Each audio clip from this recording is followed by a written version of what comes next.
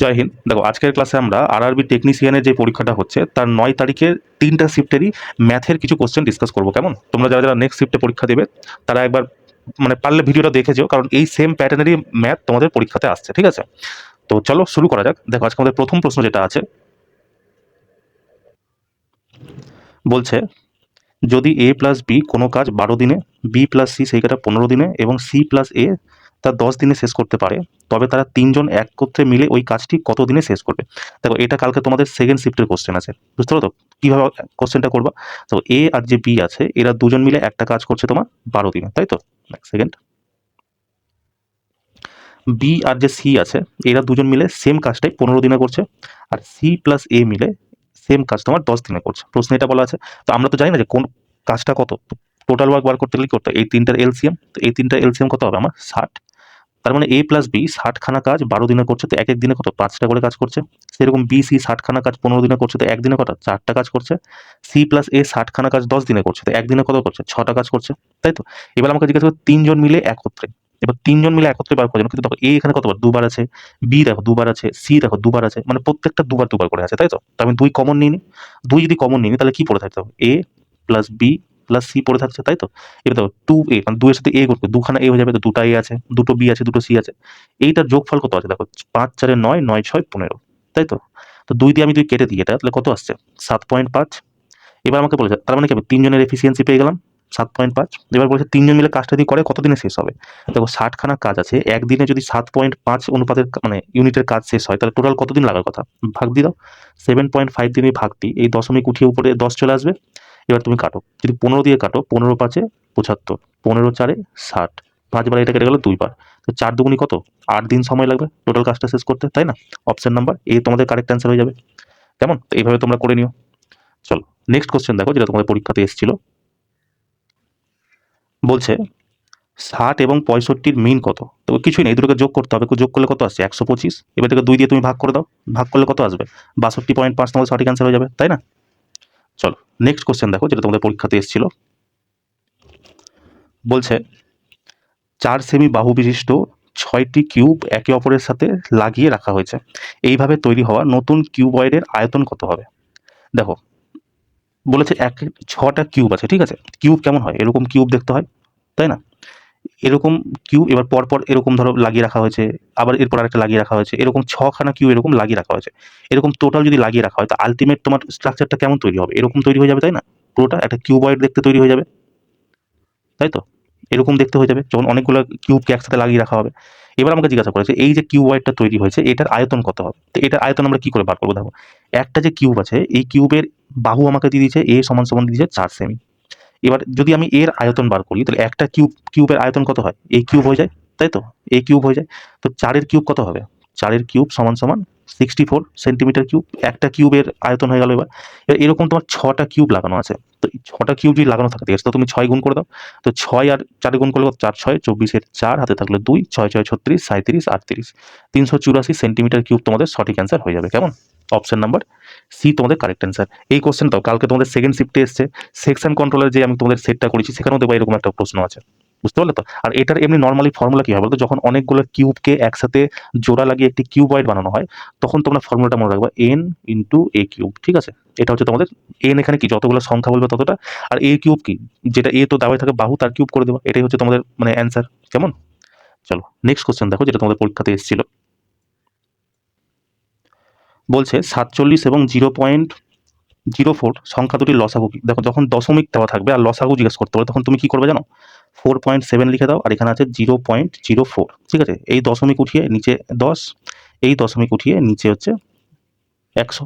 এবার দেখো যেহেতু লসাগু করতে বলেছে, ঠিক আছে, আর দশমিকের প্রশ্ন আছে, তখন কি করবো? উপরে যে লব আছে লবের তোমার লসাগু হবে, ঠিক আছে? লবের কি হবে? লসাগু। আর হর যে আছে এটা হয়ে যাবে তোমার গসাগু, ঠিক আছে? গসাগু। সেম যদি তোমাকে উল্টো করতে দেয়, ধরো এটা সেম কোশ্চেন আছে, তোমাকে জিজ্ঞেস করলো কি যে সংখ্যা দুটির গসাগু বের করো, সেক্ষেত্রে তুমি কি করবা? উপরের ভাগটা হয়ে যাবে তোমার গসাগু, নিচের ভাগটা হয়ে যাবে লসাগু, মানে যেটা তোমাকে জিজ্ঞেস করবে কিনা লব হয়ে যাবে সেটা। কেমন? তো এটাকে আমি যদি কাটি, দেখো 4বারে আমি কাটলাম 2, 2বারে কাটলাম 50, আলটিমেট এলো কত আমার? 47/100, সরি 47/10, আর এখানে এলো 2/50। আমি কি বললাম যে লবের তোমার কি করতে হবে? লসাগু। তো 47 আর 2 এর লসাগু কত হবে? 94। আর নিচের আমি কি করতে বললাম? গসাগু। তো 10 আর 50-এর গসাগু কত হবে? 10। তো এবার এটাকে যদি আমি সলভ করি কি আসছে? 9.4। তাই না? এটাই তোমার সঠিক অ্যান্সার, অপশন নাম্বার সি তোমার কারেক্ট হয়ে যাবে। কেমন? এইভাবে তোমরা করে নিবা। শুধু মনে রাখবা যেটা তোমাকে প্রশ্নে করতে বলবে না লবের তোমার সাথে তুমি সেটাই করবা, হরকে ঠিক তার উল্টো করবা। কেমন? চলো নেক্সট কোশ্চেন দেখো, যেটা তোমাদের পরীক্ষাতে এসেছিল। বলছে 48-এর পাওয়ার -17, 48-এর পাওয়ার 12 ইন্টু 48-এর পাওয়ার 13 এর মান নির্ণয় করো। কি দিয়েছে? 48-এর পাওয়ার -17, এটা ভাগ আছে তার মানে কি এটা নিচে হয়ে যাবে 48-এর পাওয়ার 12, ঠিক আছে?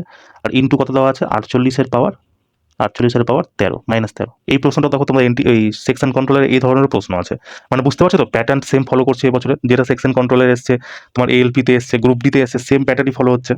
তো দেখো এটা যে নিচে আছে, তো এটা যদি আমি উপরে করে দিই তাহলে এটার সাইন কি চেঞ্জ হয়ে যাবে? তো আলটিমেট কি আসছে দেখো, 48-এর পাওয়ার -17 ইন্টু 48-এর পাওয়ার -13 তো আছে, এই যে 48 পাওয়ার মানে 48-এর পাওয়ার যে 12 আছে সেটাকে আমি উপরে নিয়ে চলে যাই, এটা কি হয়ে যাবে 48-এর পাওয়ার -12 হয়ে যাবে। এবার দেখো যখন তোমাদের বেস সেম থাকে, ঠিক আছে, আর গুণ করতে বলে তখন কি হয়, যে পাওয়ার আছে সেটা তোমার যোগ হয়ে যায়, তাই না? তো পাওয়ার যোগ হয়ে গেলে কি হবে দেখো, -17 প্লাস -13 প্লাস -12, তিনটাকে আমি যোগ করে দিলাম। এবার যোগ করলে এবার আলটিমেট কি তিনটাই তো আমার প্লাস মাইনাসে মাইনাস, প্লাস মাইনাসে মাইনাস হয়ে যাবে। তো তিনটাকে তুমি যোগ করো, 27, 13, 30, 30 আর 12 42, 42 আসবে, আর সামনে কি আসবে? মাইনাস আসবে। তো এটাই তোমার সঠিক অ্যান্সার হবে। দেখো -42 কোথায় আছে? অপশন নাম্বার ডি, তাই না? তো এইভাবে তোমরা করে নিবা। আর এই প্যাটার্নটা এখন খুব আসছে কিন্তু, সেকশন কন্ট্রোলারও এসছে, তোমার এএলপি তেও এসছে, জেইতে এসছে, টেকনিশিয়ানও এসছে।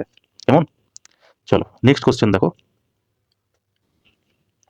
বলছে 815 মিটার লম্বা একটি ট্রেন বিপরীত দিক থেকে 2.7 কিলোমিটার প্রতি ঘন্টা বেগে হেঁটে আসা এক ব্যক্তিকে 18 সেকেন্ডে অতিক্রম করে।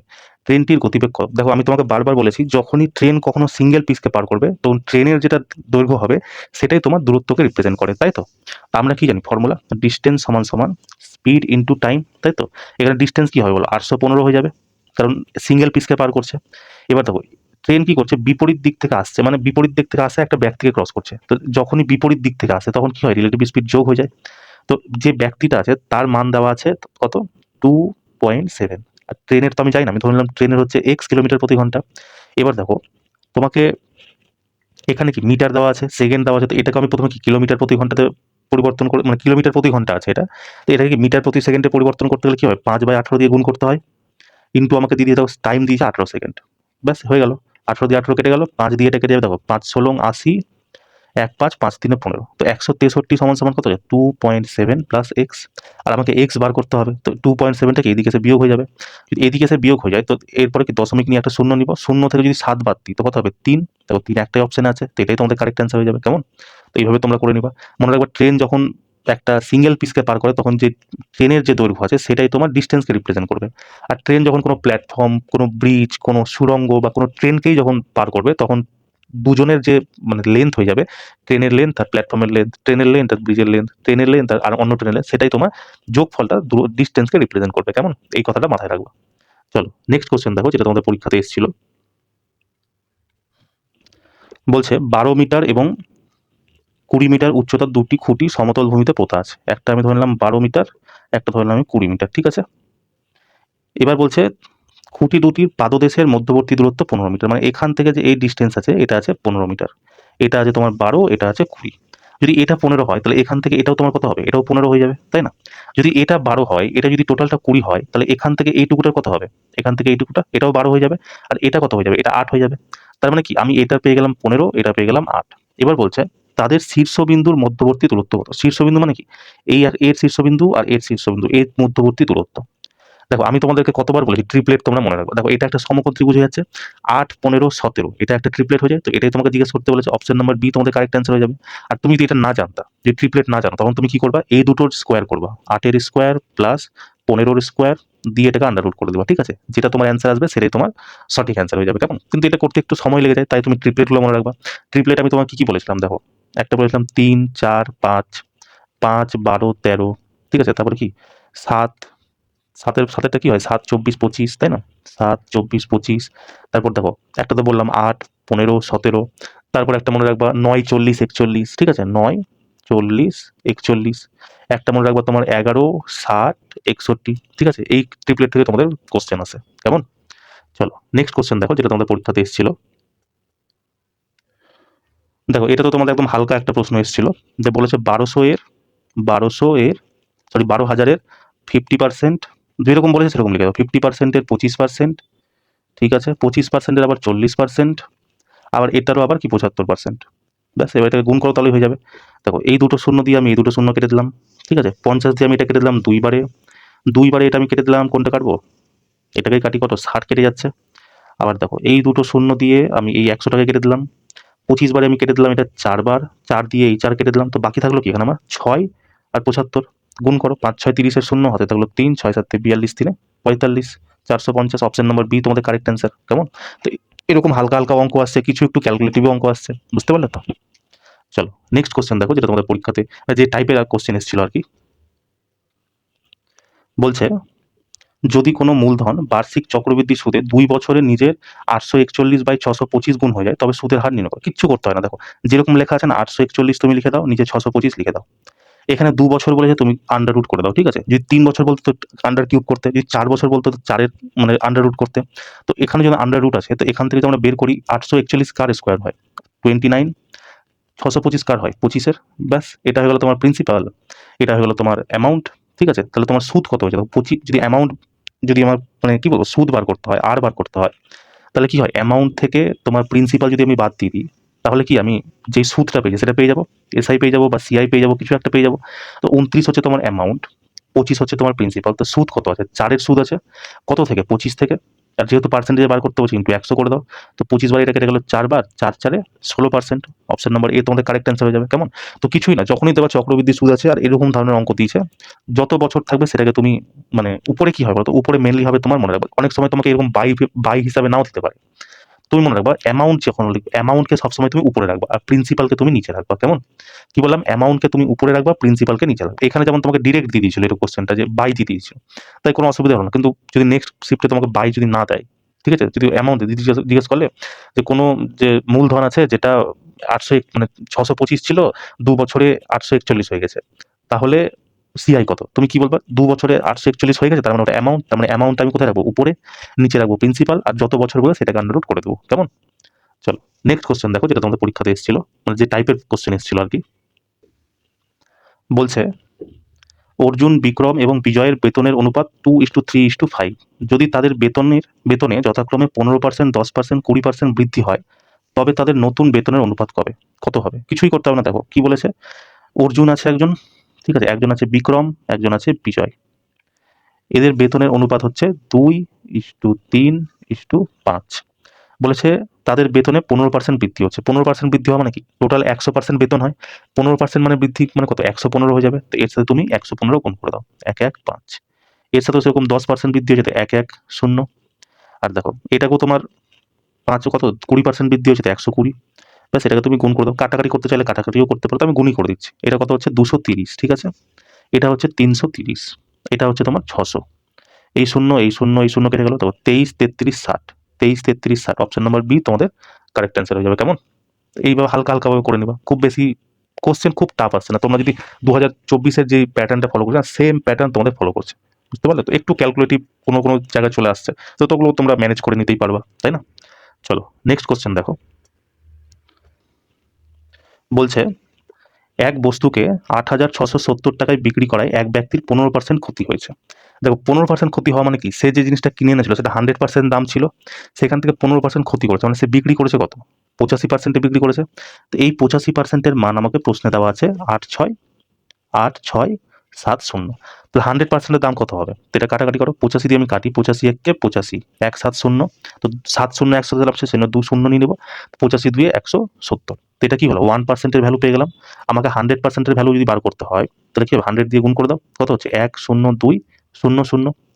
এবার আমাকে বলেছে যে তুই তাকে 15% লাভ করতে হয়, তাহলে সে কত টাকায় জিনিসটা বিক্রি করবে, তাই তো? দেখো 15% লাভে যদি বিক্রি করতে হয়, তাহলে কত? 115 দিয়ে গুণ করতে হবে। 115 নিচে শূন্য চলে এলো পার্সেন্টেজ সরানোর জন্য, এই শূন্য কেটে গেল। এবার তুমি কাটো, দেখো দুইবারে আমি যদি কাটি, 15 দুগুণী 30, 30 একটা অপশনেই আমার আছে, কিন্তু সাথে আমাকে আরেকটা অপশন দেওয়া আছে যে এগুলোর মধ্যে কোনোটিই নয়, সেজন্য আমাকে সেটা সলভ করতেই হবে, ঠিক আছে।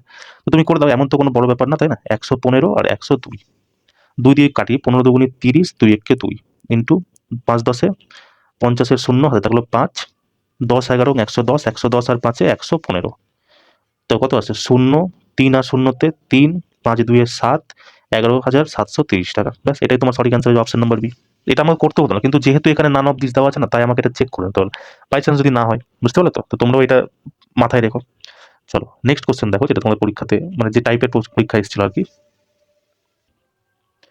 বলছে একটি নির্দিষ্ট পরিমাণ টাকার উপর বার্ষিক 11% হারে 2 বছরের চক্রবৃদ্ধির সুদ হলো 4,642 টাকা। একই সুদের হারে একই সময়ের জন্য ওই টাকার সরল সুদ কত? দেখো এই প্রশ্নটা তুমি যদি সলভ নাও করো না, তাও তোমার অ্যান্সার বেরিয়ে যাবে।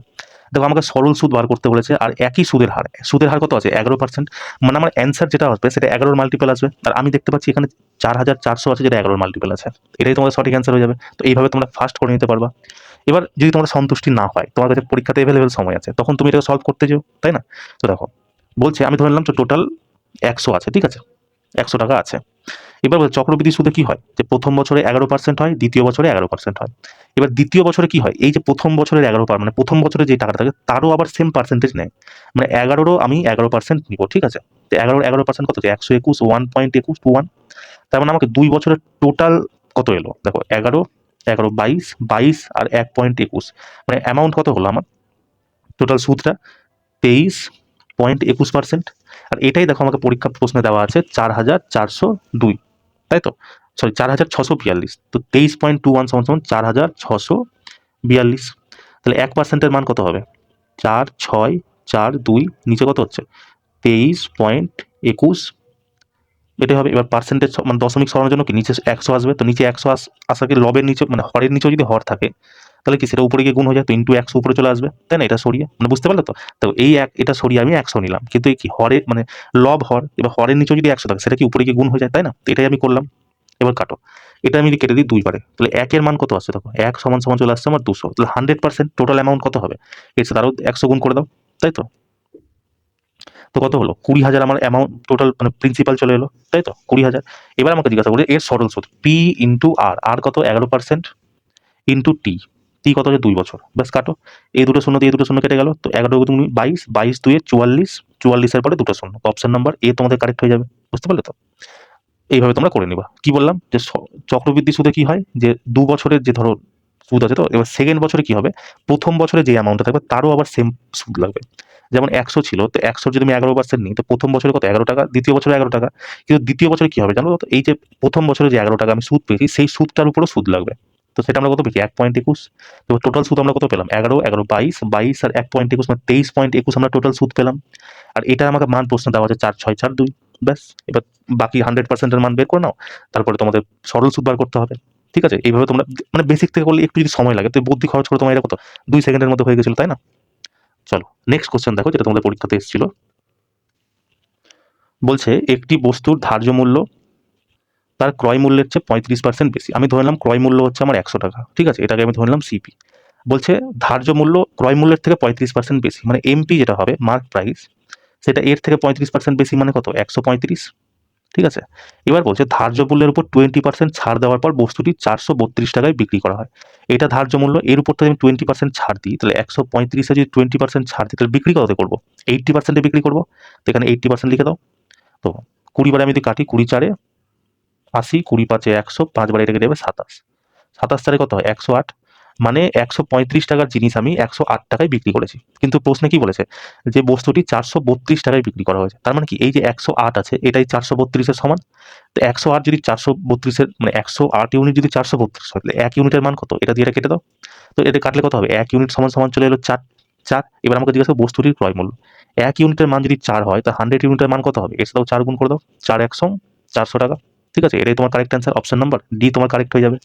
কেমন? এইভাবে তোমরা করে নিও, যেরকম যেরকম বলবে সেরকম সেরকম করবা, ব্যাস, তাহলে তোমার অ্যান্সার হয়ে যাবে। চলো নেক্সট কোশ্চেন দেখো। বলছে এক ব্যক্তি দুটি টিভি সেটের প্রত্যেকটিকে 72,000 মানে 7,200 টাকায় বিক্রি করেছে। তো এর এই প্রথম লাইনটা শুনে তুমি কি বুঝতে পারছো, যে এদের যে বিক্রয় মূল্য আছে এসপি, সেটা সমান আছে, তাই না? কিভাবে বুঝতে পারলাম? যে এক ব্যক্তি দুটো টিভি সেট বিক্রি করছে, আর প্রত্যেকটাকে 7,200 টাকায় বিক্রি করছে, মানে কি প্রত্যেকটা যে বিক্রয় মূল্য সেটা সেম। বলছে যাতে তার মোটের উপর কোনো লাভ বা ক্ষতি হলো না, মানে কি ওভারঅল তার কত হলো? শূন্য হয়ে গেল। বলছে যদি তিনি একটি টিভি সেট 12.1% লাভে বিক্রি করে, দেখো 12.1% মানে কত?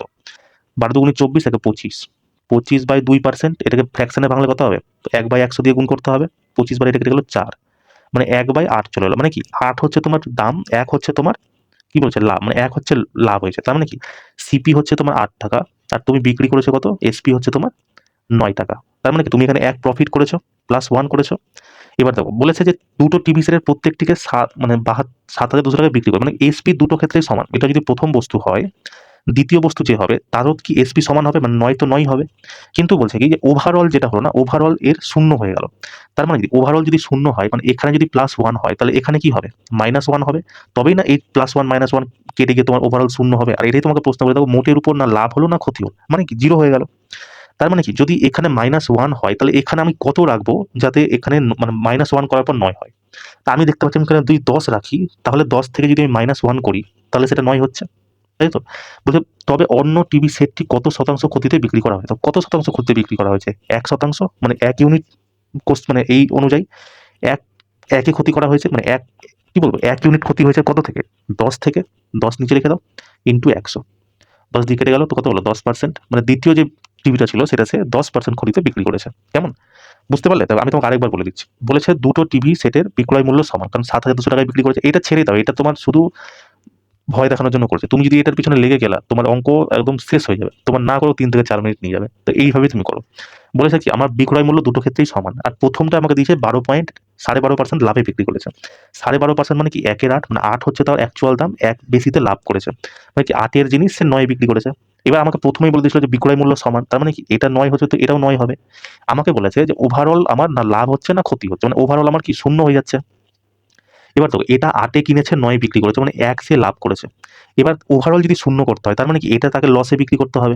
এবার দেখো আমি +1 মানে 1 লাভ করেছি, আমাকে ওভারঅল শূন্য করতে হবে, মানে আমাকে কত বিয়োগ করতে হবে, -1ই করতে হবে। তার মানে এখানে যদি 9 হয় তাহলে এখানে আমি কত অ্যামাউন্ট রাখবো যাতে -1 করার পর এখানে 9 আসে। তোমরাই বলো 10 রাখবো নিশ্চয়ই। তার মানে কি 10 এ সে কিনেছিল 9 বিক্রি করেছে, লস করেছে। কত লস করেছে, 1 লস করেছে।